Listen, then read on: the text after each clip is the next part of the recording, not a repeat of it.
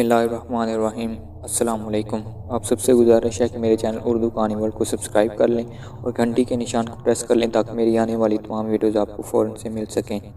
तो चलते ही सुनते हैं आज की खौफनाक कहानी, जोगवाल।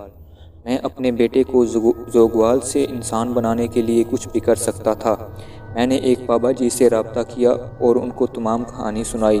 वो काफ़ी देर तक सोचते रहे और फिर बोले, तुम्हारा बेटा एक ही अमल से जोगवाल बनने से रुक सकता है, और वो अमल ये है कि तुम खंजर के साथ अपने नरखरे को काट डालो और इसे अपने खून से नहलाओ। बसूरते दीगर इसे जोगवाल बनने से कोई भी नहीं रोक सकता। मेरे हाथ पांव ठंडे पड़ने लगे। काफ़ी देर की सोच विचार के बाद मैं रुका और मैंने बाबा जी को अपने फ़ैसले से आगाह कर चुका था। वो मेरे फ़ैसले के सरासर खिलाफ थे, लेकिन मैं अपने इकलौते लड़के की भलाई के लिए सब कुछ करने को तैयार था। मेरी ज़िंदगी का वाहिद सहारा मेरा बेटा ही था। बीवी पहले ही वफात पा चुकी थी। अगर लड़का भी ज़िंदा ना रहता तो मुझे ज़िंदा रहकर क्या करना था। ज़िंदगी का खात्मा बेहतर था। मैंने बाबा को तेहरान में मौजूद अपने छोटे भाई का एड्रेस समझाया और जवाब का इंतज़ार किए बगैर नरखरे को चाकू के साथ काट दिया। खून का फव्वारा बरामद हुआ और मुझे अपना सांस लेने में दुश्वारी पेश आई। कुछ देर बाद हर जानब तारीकी छा गई, लेकिन मैं मरा ना था, जिंदा बच गया था और मेरी ज़िंदगी इंसानी ना रही थी। अपने बेटे की इंसानी ज़िंदगी के लिए मुझे अपनी इंसानी ज़िंदगी की कुर्बानी देनी पड़ी। मैं जोगवाल बन गया था। एक सनसनीखेज कहानी। बीवी की वफ़ात के बाद मैंने ईरान के दूर अफ्तादा पहाड़ी कस्बे के करीब वाक़े वीरान पेट्रोल पंप खरीदा और वहीं रिहाइश इख्तियार कर ली। बीवी की नागहानी मौत ने मुझे इंसानों से किनारा कशी इख्तियार करने पर मजबूर कर डाला था और मैं पेट्रोल पंप की इमारत में अपने आप को बेहद मुतमईन महसूस करने लगा था। मेरा 5 साला लड़का सदाम मेरी तवज्जो का वाहिद मरकज़ था। पेट्रोल पंप को संभालने के लिए मैंने 20-25 साल का एक नौजवान मुलाजिम रख छोड़ा था जिसका नाम शेजाल था। मुझे उसकी पुरस्कार शख्सियत में कोई ऐसी बात खटकती महसूस होती थी जो बाज़ औक़ात मुझे सोचने पर मजबूर कर डालती थी कि वो इंसान है कि कोई और मखलूक है। आप मेरी बात सुनकर हंसने पर मजबूर हो रहे होंगे, लेकिन हकीकत ये है कि उसकी आंखों की चमक में वो दरिंदगी और बेहिसी का समंदर मौजूद था। उसके चेहरे के खदुखाल एक भैंसे से मुशाबियत रखते थे। सिर्फ सर पर सींगों का फुकतान था। उसकी फटी हुई भारी आवाज़ भी भैंसे के डकराने से कम महसूस नहीं होती थी। उसका पला हुआ मजबूत जिस्म गेंदे की मानद सेहतमंद था, जो पेट्रोल पंप के काम के लिए नहायत मौजू था। मैंने अपनी आंखों से उसे गाड़ी को एक जानब से उठाते हुए देखा था। वो बहरहाल ऐसा ही था, लेकिन काम के मामले में बेहद फर्शनास था। किसी से ज़्यादा बात करना उसकी आदत के खिलाफ था, लेकिन न जाने वो सदाम से क्यों बहुत मोहब्बत करता था। ये बात मुझे बहुत खटकती थी। पहली दफ़ा जब मैंने सदाम को शेजाल की गोद में देखा था तब मेरा ऊपर का सांस ऊपर और नीचे का नीचे रह गया था। सदाम शेजाल के दाएं अंगूठे को मुंह में दबाए चूसने मसरूफ़ था।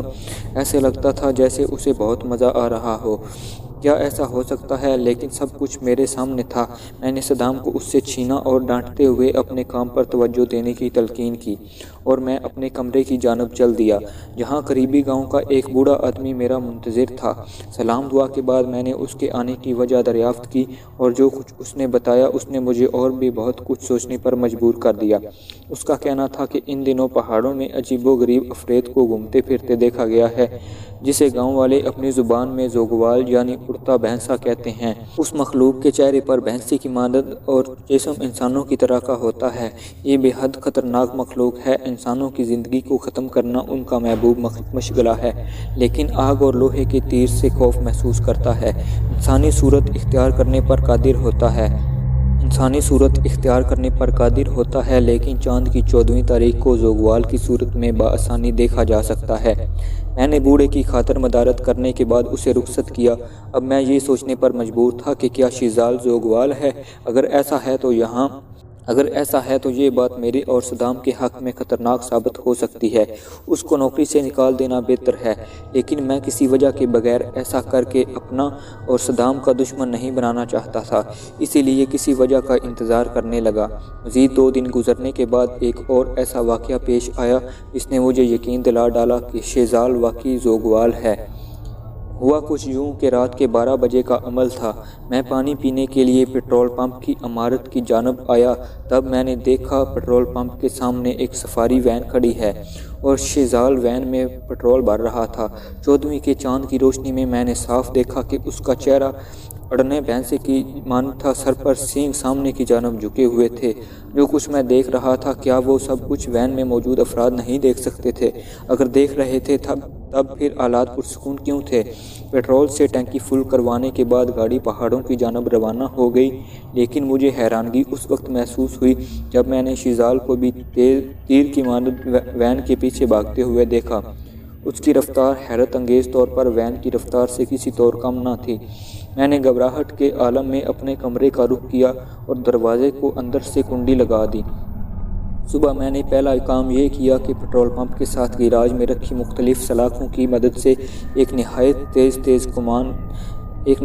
تیز تیر کمان تیار کر ڈالا اور اس کے بعد گاڑی میں بیٹھ کر پہاڑوں کا رخ کیا۔ مجھے یقین تھا کہ سفاری وین صحیح سلامت اپنی منزل پر پہنچنے میں کامیاب نہ ہو سکی ہوگی، اور میرے خدشے کی تصدیق بھی ہو گئی۔ وین سڑک پر ایک سائیڈ پر کھڑی تھی اور اندر موجود افراد زندہ نہیں تھے۔ میں نے جھٹکے کے ساتھ دروازہ کھول کر اندر جھانکا۔ وہ جوڑا عریانی کی حالت میں سیٹوں پر موجود تھا، شراب کی بوتلیں ارد گرد بکھری پڑی تھیں، لیکن حیرت انگیز بات جو میں نے محسوس کی وہ یہ تھی کہ ان کے سروں پر سینگ اگنے شروع ہو گئے تھے، یعنی وہ زغوال بننے کی تیاری میں تھے۔ میں نے فوراً گاڑی کی ٹنکی میں سے پٹرول باہر نکالا اور اسے گاڑی کی باڈی پر چھڑکنے کے بعد ماچس کی تیلی جلا ڈالی۔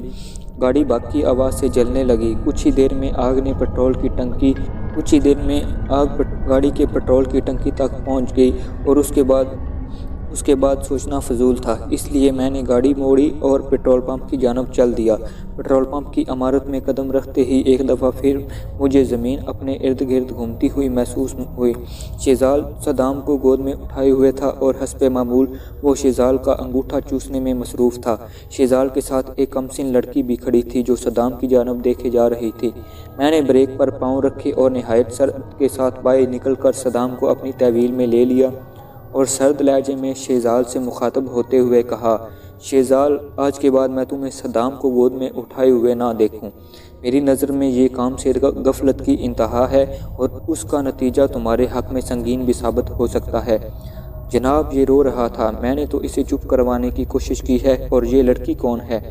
میں نے بات درمیان میں کاٹتے ہوئے کہا، جناب، ہم دونوں جلد شادی کرنے والے ہیں، آپ اسے میری منگیتر ہی سمجھیے۔ اس کا نام عارفہ ہے اور آج اس کا جنم دن ہے۔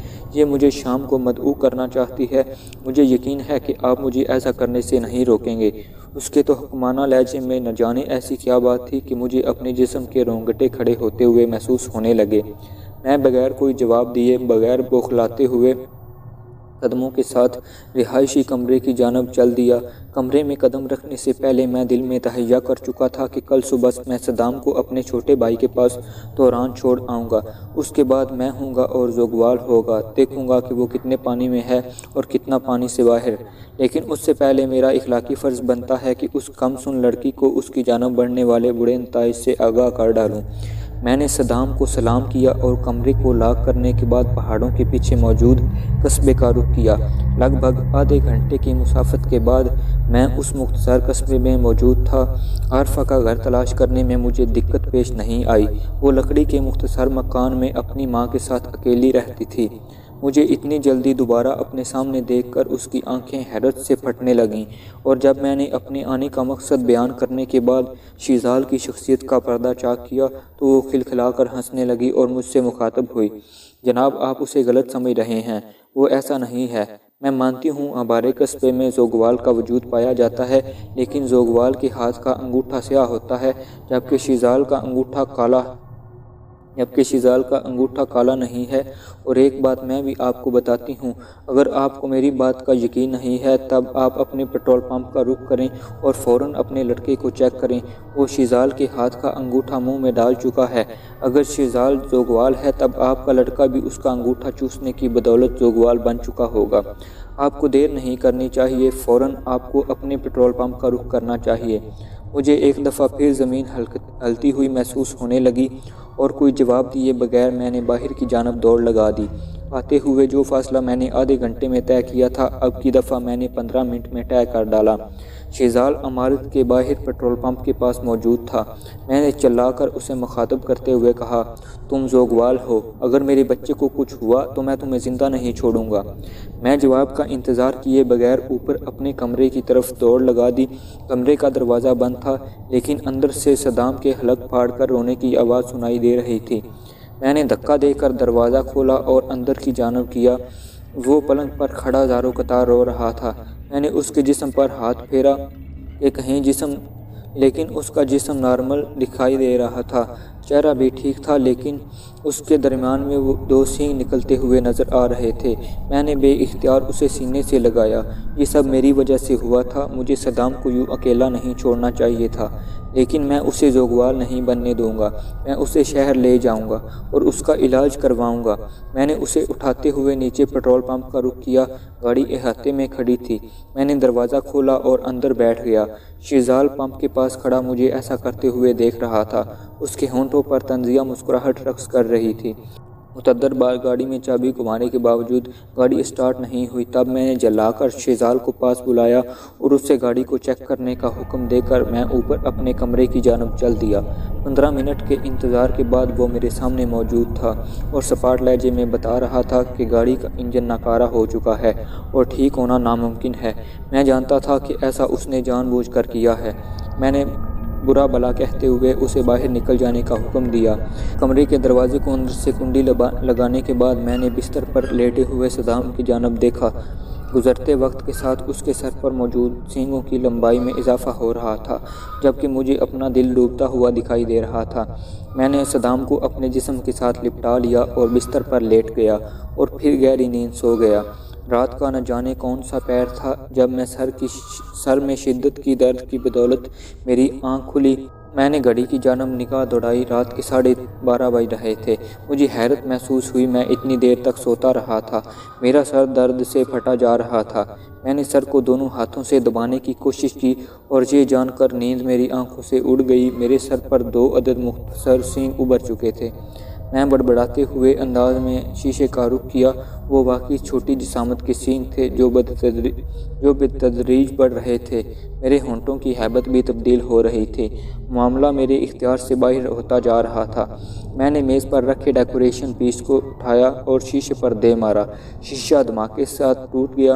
دھماکے کی آواز سے صدام جاگ گیا اور خوفزدہ نگاہوں سے مجھے دیکھنے لگا۔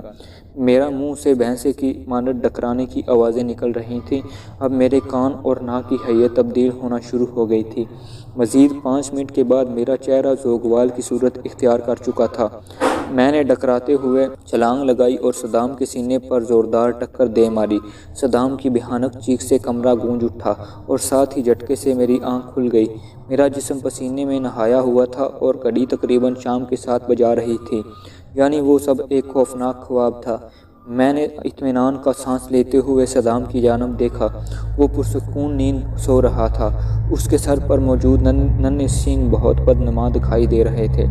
اچانک باہر بھینسے کے ڈکرانے کی آواز سنائی دی تو میں نے سائیڈ پر رکھے تیر کمان کو اٹھانے کی کوشش کی، لیکن وہ وہاں موجود نہ تھے۔ میں بستر سے نیچے اتر آیا اور جوتیاں پہن کر باہر کی جانب چل دیا۔ بھینسے کے ڈکرانے کی آواز مسلسل آ رہی تھی۔ ابھی میں نے پہلی سیڑھی پر قدم رکھا تھا کہ اچانک مجھے اپنے پیچھے آہٹ محسوس ہوئی۔ میں نے پیچھے مڑ کر دیکھنا چاہا لیکن زوگوال کے سر کی شدید ٹکر نے مجھے اپنے مقصد میں کامیاب نہیں ہونے دیا۔ میں سیڑھیوں سے نیچے اتر چکا تھا۔ مجھے شدید چوٹوں کا سامنا کرنا پڑا لیکن تکلیف کو بھول کر میں اچھل کر کھڑا ہو گیا۔ بھینسا منہ سے بھیانک آوازیں نکالتا ہوا سیڑھیاں اتر رہا تھا۔ اس کے بھاری جسم کی بدولت لکڑی کی سیڑھیاں یوں کانپ رہی تھیں جیسے زلزلہ آ رہا ہو۔ میں نے ارد گرد ہتھیار کی تلاش میں نگاہ دوڑائی۔ مجھ سے کچھ دور گاڑی ٹھیک کرنے والا پانا زمین پر گرا ہوا تھا۔ میں اس کی جانب بڑھا لیکن میں اسے اٹھا بھی نہ پایا تھا کہ مجھے ایک دفعہ زوگوال کے سر کی ٹکر کو اپنے جسم پر برداشت کرنا پڑا۔ اس دفعہ اس کے سر پر موجود سینگ مجھے اپنے دائیں بازو میں گھستے ہوئے محسوس ہوئے۔ میں لڑکھڑا کر زمین پر جا گرا۔ اس نے میری گردن کو دبوچا اور دبانا شروع کر دیا۔ مجھے اپنا سانس حلق میں اٹکتا ہوا محسوس ہونے لگا۔ چہرہ خون کی مانند ہو گیا۔ تمام رگیں دوران خون رک جانے کی وجہ سے پھٹنے کے قریب محسوس ہو رہی تھیں۔ میں نے اپنے حواسوں کو متوجہ کیا اور اپنی سیدھی ٹانگ کا گھٹنا پوری قوت کے ساتھ زوگوال کی ٹانگ کے درمیان دے مارا اور وہ منہ سے بھیانک آوازیں نکالتا ہوا ایک طرف جا گرا۔ میں اچھل کر کھڑا ہو گیا، گردن کو مسلتے ہوئے میں نے زوگوال کو دیکھا۔ وہ درد سے دورا ہوا گھڑی کی مانند ایک جانب پڑا تھا۔ غصے کی شدت سے مجھے اپنا کھولتا ہوا خون محسوس ہوا۔ میں جنونی انداز میں پیٹرول پمپ کی جانب بھاگا۔ اس مختصر مدت میں وہ کبھی ہیکل گرانڈیل بہنسا درد کی شدت پر قابو پا چکا تھا اور کھڑا ہوتا ہوا دکھائی دے رہا تھا۔ میں نے پیٹرول پمپ کی پائپ کو تھاما اور پیٹرول کی دھار زوگوال پر پھینک دی۔ وہ پیٹرول کی بدولت بھیگتا چلا گیا۔ میں نے جیب میں موجود ماچس نکالی اور گالیاں دیتے ہوئے ماچس کی جلتی ہوئی تیلی اس کی جانب اچھال دی۔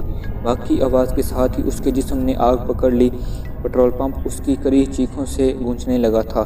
مجھے خدشہ تھا کہ کہیں اس کا جسم پیٹرول پمپ کی ٹینکی کا رخ نہ کر بیٹھے، لیکن ایسا نہیں ہوا، بلکہ وہ چیختا ہوا پہاڑوں کی جانب بھاگ کھڑا ہوا۔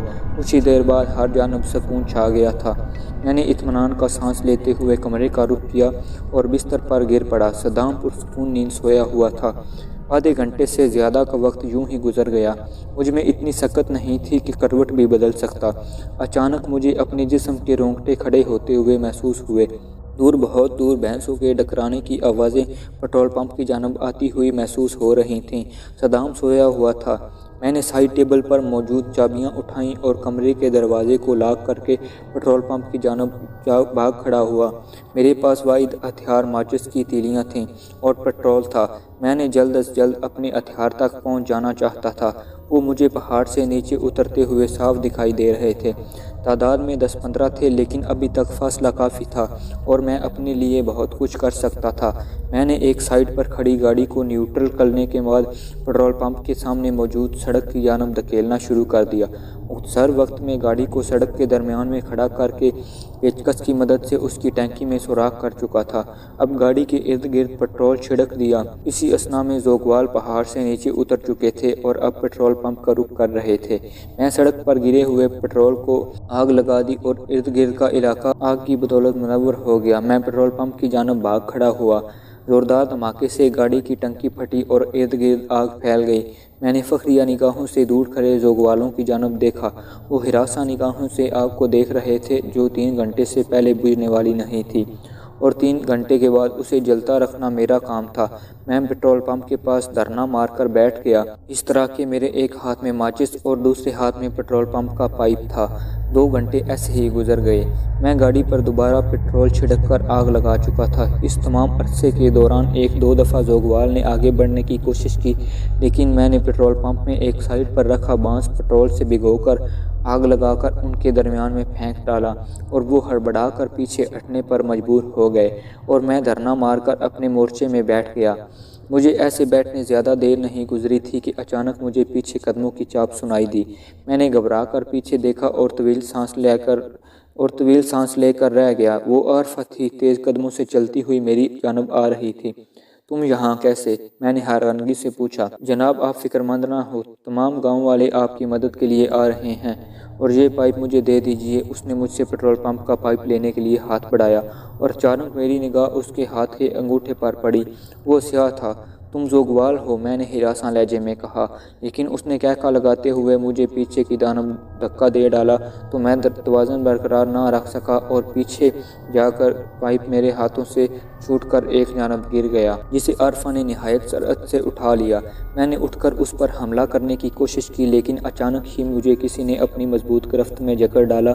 وہ یقیناً زوگوال تھا، کیونکہ مجھے اپنے سامنے سے بھی بھاری تعداد میں پیٹرول پمپ کا رخ کرتے دکھائی دے رہے تھے۔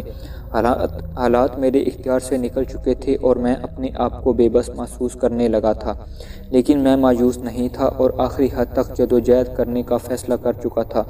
میں نے تمام جسم کی طاقت کو جمع کیا اور اپنے آپ کو زوگوال کی گرفت سے آزاد کرنے کی کوشش شروع کر دی۔ زندگی اور موت کے درمیان کی جدوجہد انتہائی ثابت ہوئی اور اس کی غیر انسانی گرفت سے آزاد ہونے میں کامیاب ہو گیا۔ میں نے کمرے کی جانب دوڑ لگا دی، لیکن اتنی دیر میں متعدد زوگوال مجھے گھیرا لینے میں کامیاب ہو چکے تھے۔ اب میں مکوں کی بارش میں تنہا تھا۔ مختصر عرصے میں ادموا ہو چکا تھا اور زمین چڑھتا دکھائی دے رہا تھا۔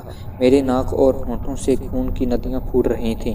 کچھ دیر وہ مجھے خوب پیٹتے رہے، پھر نہ جانے کیوں مکوں اور ٹھڈوں کی بارش تھم گئی۔ میں نے دوبارہ حواسوں کو اکٹھا کیا اور اٹھ کر پیٹرول پمپ کی جانب دوڑ لگا دی۔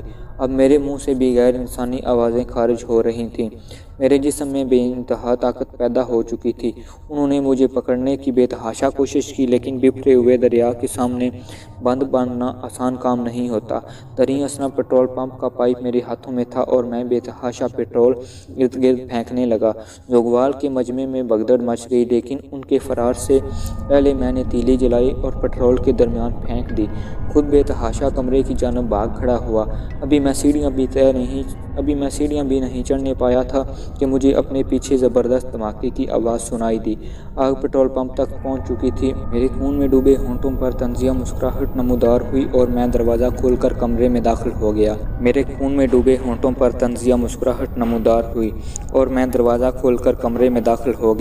کمرہ صدام کے رونے سے گونج رہا تھا۔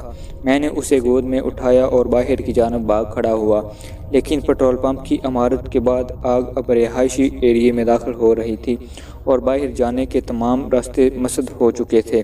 میں نے دوبارہ کمرے کا رخ کیا اور کمرے کی اکلوتی کھڑکی کھول کر نیچے جھانکا۔ پانی کا پائپ نیچے جا رہا تھا اور اس کے ذریعے نیچے اترا جا سکتا تھا۔ میں نے اپنی شرٹ کو پھاڑا اور کپڑے کی مدد سے صدام کو اپنی کمر کے ساتھ باندھنے کے بعد اللہ کا نام لے کر پائپ کے ذریعے نیچے اترنا شروع کر دیا۔ بچپن میں کی ہوئی شہری دفاع کی تربیت کام آئی اور میں کسی پریشانی کے بغیر نیچے اترنے میں کامیاب ہو گیا۔ سپیدہ سحر نمودار ہو رہا تھا۔ میں نے پہاڑوں کے پیچھے موجود قصبے کا رخ کیا۔ آدھے گھنٹے کے بعد میں اسی بوڑھے شخص کے گھر میں موجود تھا جس نے مجھے زوگوال کے وجود سے آگاہ کیا تھا۔ تمام قصہ الف سے یہ تک بیان کرنے کے بعد میں نے صدام کو اس کے سامنے لٹا دیا۔ اس نے صدام کا معائنہ کیا اور ہم کلام ہوا، جناب اس کے زوگوال بننے میں زیادہ ٹائم نہیں رہا، نشانیاں ظاہر ہوتی جا رہی ہیں۔ بابا جی، کوئی ایسا ذریعہ نہیں ہے جو اسے زوگوال بننے سے روکا جا سکے؟ میں نے پریشان لہجے میں کہا۔ ایک ذریعہ ہے تو لیکن تقریباً ناممکن ہے، بوڑھے نے کہا۔ تم مجھے بتاؤ، ناممکن کو ممکن بنانا میرا کام ہے، میں نے بے چین لہجے میں پوچھا۔ تو سنو، اب تمہارا بیٹا ایک ہی عمل سے زوگوال بننے سے رک سکتا ہے، اور وہ عمل یہ ہے کہ تم خنجر کے ساتھ اپنے نرخرے کو کاٹ ڈالو اور اسے اپنے خون سے نہلاؤ۔ بصورت دیگر اسے زوگوال بننے سے کوئی بھی نہیں روک سکتا۔ میرے ہاتھ پاؤں ٹھنڈے پڑنے لگے، لیکن کافی دیر کی سوچ بچار کے بعد میں نے بابا جی کو اپنے فیصلے سے آگاہ کر دیا۔ وہ میرے فیصلے کے سراسر خلاف تھے، لیکن میں اپنے اکلوتے لڑکے کی بھلائی کے لیے سب کچھ کرنے کو تیار تھا۔ میری زندگی کا واحد سہارا میرا بیٹا ہی تھا۔ بیوی پہلے ہی وفات پا چکی تھی۔ اگر لڑکا بھی زندہ نہ رہتا تو مجھے زندہ رہ کر کیا کرنا تھا؟ زندگی کا خاتمہ ہی بہتر تھا۔ میں نے بابا کو تہران میں موجود اپنے چھوٹے بھائی کا ایڈریس سمجھایا اور جواب کا انتظار کیے بغیر نرخرے کو چاقو کے ساتھ کاٹ دیا۔ خون کا فوارہ برآمد ہوا اور مجھے اپنا سانس لینے میں تکلیف محسوس ہوئی۔ کچھ دیر بعد ہر جانب تاریکی چھا گئی۔ دوبارہ میری آنکھ کھلی تو میں نے خود کو اسپتال میں موجود پایا۔ نکاہت بے تحاشا تھی، لیکن چھوٹے بھائی اور بابا کا چہرہ مجھے بہت کچھ سمجھا رہا تھا۔ میری حالت اب خطرے سے باہر تھی، جبکہ صدام بھی خیر خیریت سے ہے، لیکن مجھے ایسا کیوں محسوس ہو رہا تھا جیسے وہ مجھ سے کچھ چھپا رہے ہیں۔ میں نے پوچھنے کی کوشش کی، لیکن تکلیف کی بدولت پوچھ نہ سکا۔ مجھے ہسپتال سے فارغ ہونے میں 2 مہینے لگ گئے، لیکن میں آج بھی سوچتا ہوں کہ کیا نرخرا کٹنے کے بعد انسان دوبارہ زندگی پا سکتا ہے؟ تب مجھے حیرت بھی ہوتی ہے، لیکن بھلا ایک مافوق الفطرت جانور کے لیے یہ کیسے ممکن نہیں؟ جی ہاں، ایک انسان کی موت کے بعد ایک جانور جنم لے چکا تھا جس کا نام زوگوال تھا۔ مجھے وہ وقت اچھی طرح یاد ہے جب زوگوال کا سینگ میرے جسم کو زخمی کرنے میں کامیاب ہو گیا تھا۔ اب میں سوچتا ہوں میرے لیے قربانی کون دے گا؟